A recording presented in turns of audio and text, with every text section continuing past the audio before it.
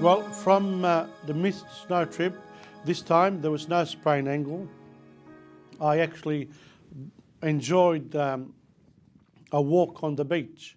And of course, as a poet, you always reflect on what you see. So on the beach. On this breezy, bright, sunlit day, on the beach you see all types of all ages, of all shapes, of all sizes. There are the toddlers shyly approaching the reflux of incoming waves. Older children have a thing with sand. They make all sorts of constructions, some simple, some elaborate, but all made with deep intent.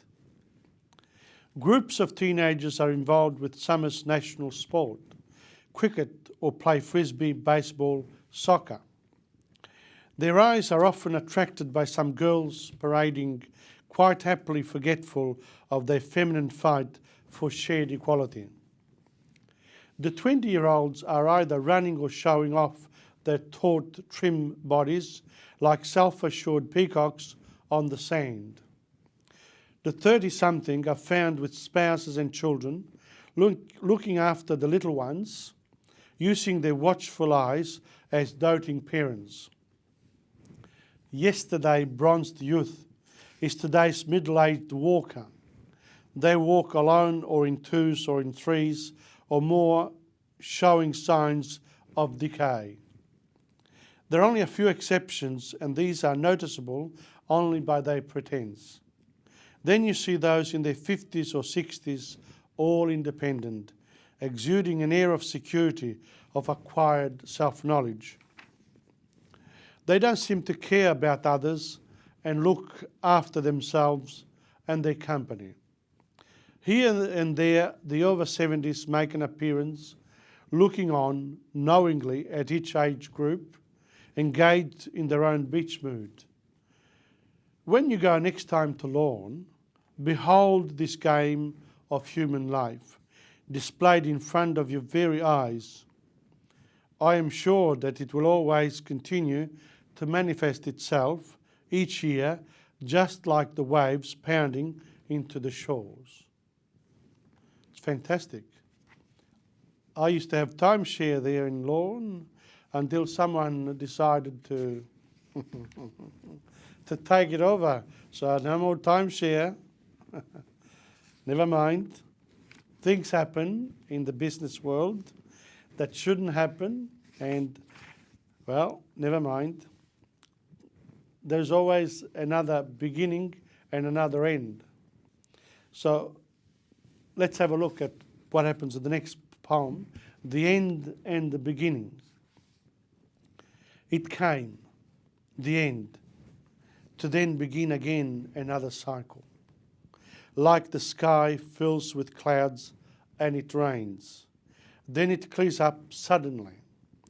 Like the ship on the high seas reaches its port, which then sails once again.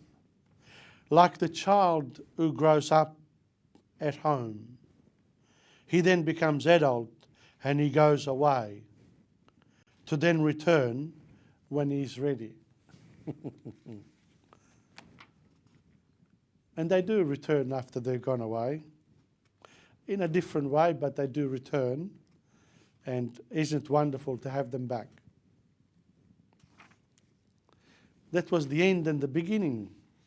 So again, maybe this act of reflecting is necessary for all of us, because we can really reflect on a lot of things. These are just a few examples of the reflecting that I've done over the years. And this is my first volume of poetry, so I'm sure I will find others. And reflecting about the chapter on reflection, maybe some of them really are not reflections at all, in which case they shouldn't be in this chapter. But reflecting again, I've put them there, so then they are part of the chapter. So that's it. I think we've come to another conclusion of another chapter. In other words, this is another lot of poetry from Poetry My Friend, Amica Poesia, and I want to encourage you all to, if you want, you can either listen to these poems or you can read them. You can also read them in Italian, so they are translated, they are twin texts. The two books are twin text books. And of course I put my picture in front. You know, everyone indulges sometimes in self-promotion.